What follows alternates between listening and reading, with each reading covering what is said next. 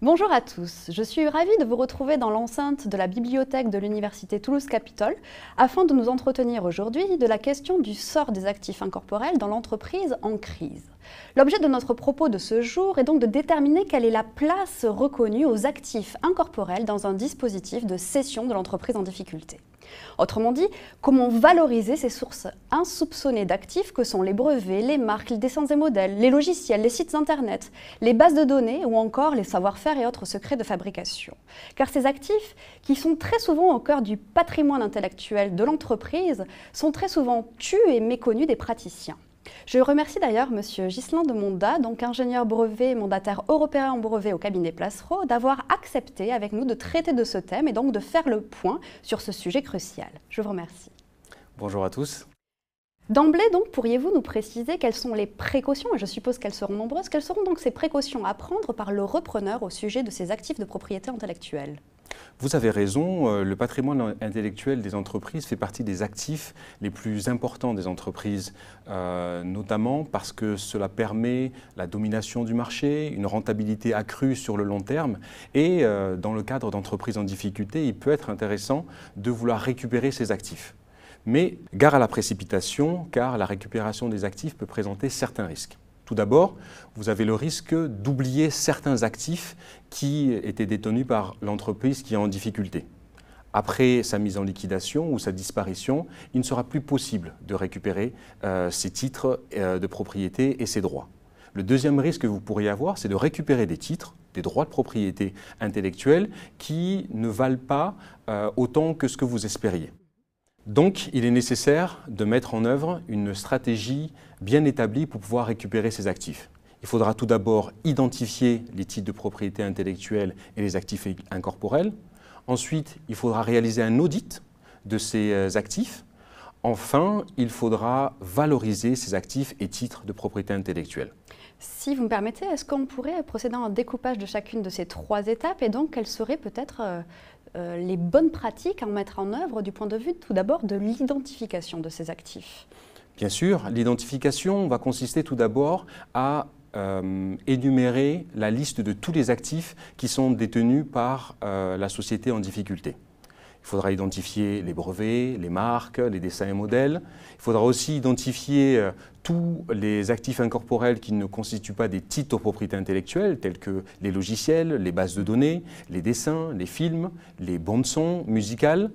Concernant les titres de propriété intellectuelle, il faudra faire attention à identifier de manière précise les numéros qui caractérisent ces titres auprès des offices de propriété industrielle. Notamment, en ce qui concerne les brevets, par exemple, ou encore les marques, il sera nécessaire de mentionner dans l'acte de cession le numéro de dépôt du brevet ou son numéro de publication. En ce qui concerne une marque, il faudra penser à son numéro d'enregistrement. En effet, dans la pratique, nous avons remarqué que les offices de propriété industrielle refusaient de procéder à l'enregistrement de la cession de ces titres de propriété industrielle lorsqu'ils n'étaient pas identifiés de manière spécifique dans l'acte de cession.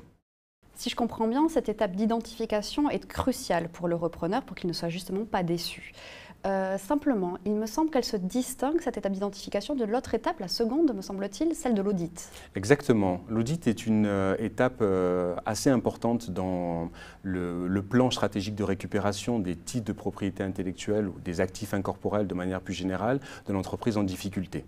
Dans le cadre de l'audit, il va être nécessaire de délimiter le périmètre des actifs incorporels que l'on désire récupérer pour pouvoir proposer une offre de reprise acceptable.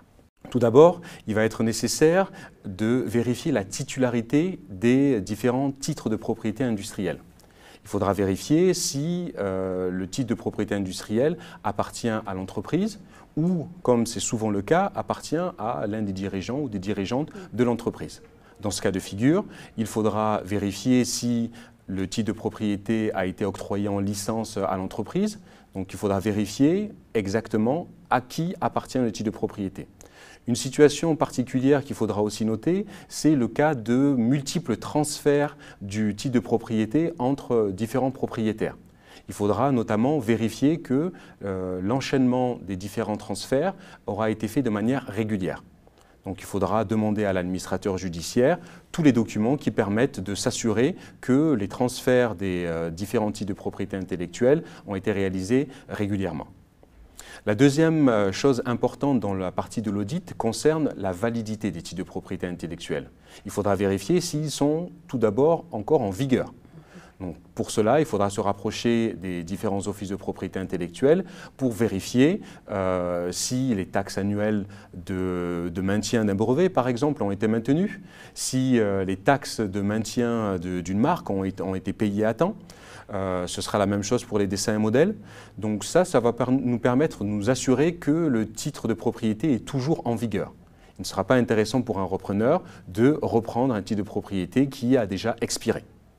Il faudra faire attention également à la portée territoriale du titre de propriété pour voir s'il correspond aux ambitions du repreneur et des objectifs commerciaux qu'il envisage de faire à partir de ces actifs incorporels qu'il aura repris. Il faudra notamment faire attention à la disponibilité des titres de propriété intellectuelle en vérifiant qu'ils ne sont pas grévés, par exemple, par un nantissement, en vérifiant que les banques ont levé le nantissement qui pèse sur l'actif incorporel. Il faudra également faire attention à l'environnement contractuel qui entoure ces actifs incorporels, notamment les contrats de cession, les contrats de licence, les options de contrats de licence, vérifier quels sont les licenciés potentiels que vous devrez gérer si vous reprenez ces actifs incorporels.